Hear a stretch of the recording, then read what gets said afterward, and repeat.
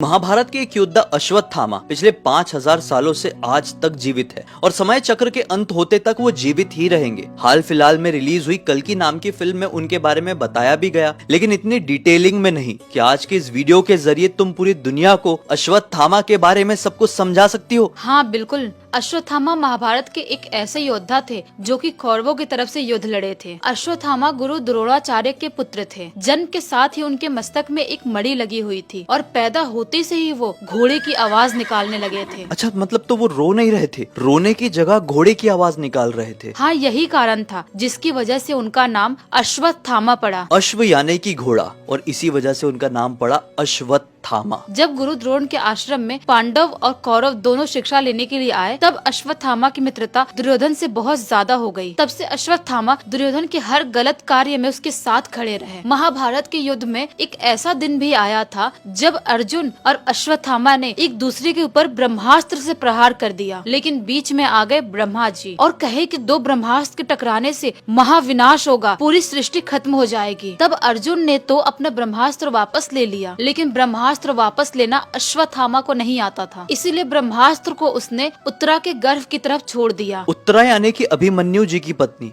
अभिमन्यु जी को कौन नहीं जानता है, और उत्तरा ही राजा परीक्षित को जन्म देने वाली थी, राइट? हाँ बिल्कुल सही कहा तुमने। राजा परीक्षित ही कलयुग के पहले पांडव राजा होने वाले थे। जैसे ही श्री कृष्ण को पता चला कि अश्वत्थामा ने ब्रह्मास्त्र उत्तरा के गर्भ की तरफ छोड़ा है, तब कृष्ण जी बहुत क्रोधित हो गए, क्योंकि भ्रूण हत्या करना सबसे बड़ा पाप माना गया है। और आखिरकार क्रोध में श्री कृष्ण ने अश्वत्थामा को श्राप दे दिया कि जिस प्रकार से तुमने एक जीव जिसका जन्म भी नहीं हुआ है उसे मारने की कोशिश की है, उसी प्रकार से तुम खुद मरने के लिए तड़पोगे, लेकिन तुम्हें मृत्यु नहीं मिलेगी। तुम्हारा शरीर सड़ सड़ कर खत्म होता रहेगा, लेकिन फिर भी तुम्हारे पास भी मृत्यु नहीं भटकेगी। तुम असामान्य पीड़ा से जूझते रहोगे, लेकिन समय चक्र के अंत होते तक तुम अमर रहोगे। जिस प्रकार से तुमने इस युग में बुराई के साथ खड़े रहकर अच्छाई के खिलाफ लड़ाई की, उसी प्रकार से अगले युग में तुम्हें अच्छाई के साथ खड़े रहना पड़ेगा। यह कहकर श्री कृष्ण ने अश्वत्थामा की मणि निकाल ली और उन्हें चिरंजीवी होने का श्राप दे दिया। कमाल की बात, यहाँ पर कृष्ण जी को क्रोध भी आया,